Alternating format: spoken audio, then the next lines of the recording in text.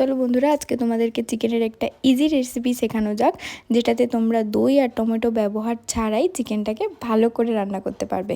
প্রথমে চিকেনটাকে ধুয়ে ম্যারিনেট করে রেখে দেবো কাশ্মীরি লঙ্কা, হলুদ আর নুন দিয়ে।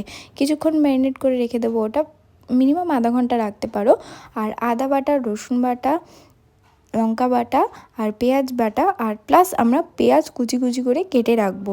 আর গোটা গরম মশলা ফোড়ন দিয়ে দেবো। এরপরে তেলটা গরম হয়ে গেলে তারপরে আমরা যে ম্যারিনেট করে রাখা মাংসটা ছিল ওটাকে ভালো করে একটু ভেজে নেব। মাংসটা মিনিমাম 10-12% কুক হলেই হবে।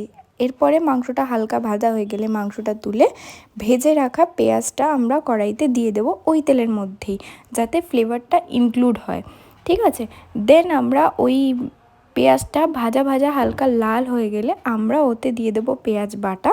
পেঁয়াজ বাটাটা ভালো করে কুক করে নেওয়ার পরে আমরা ওতে দিয়ে দেব আদা বাটা, রসুন বাটা প্লাস লঙ্কা বাটা। এরপরে মশলাটা ভালো করে কষিয়ে আসলে আমরা ওই ভেজে রাখা মাংসটা ওতে দিয়ে দেব।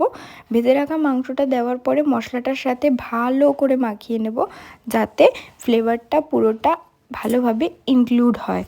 ঠিক আছে, দেন তুমি ঝোলের জন্য আদারওয়াইজ মাংস যদি কষা করতে চাও তো ওয়েল অ্যান্ড গুড, ভালো করে কষাতে থাকবে ওটা মাখিয়ে নেওয়ার পরেও।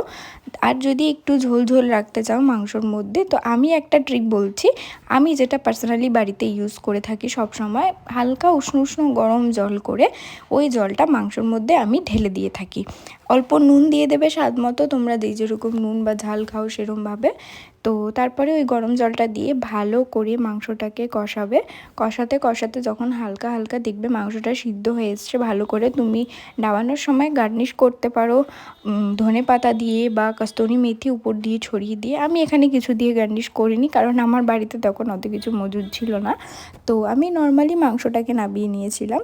তো এরপরে রেসিপিটা কেমন লাগলো, তোমরা রেসিপিটা ফুল চেক আউট করো। আরও এরকম যদি নতুন ভালো video, cooking video, travel video তোমরা পেতে চাও, চ্যানেলটাকে সাবস্ক্রাইব করো, পাশে থেকো।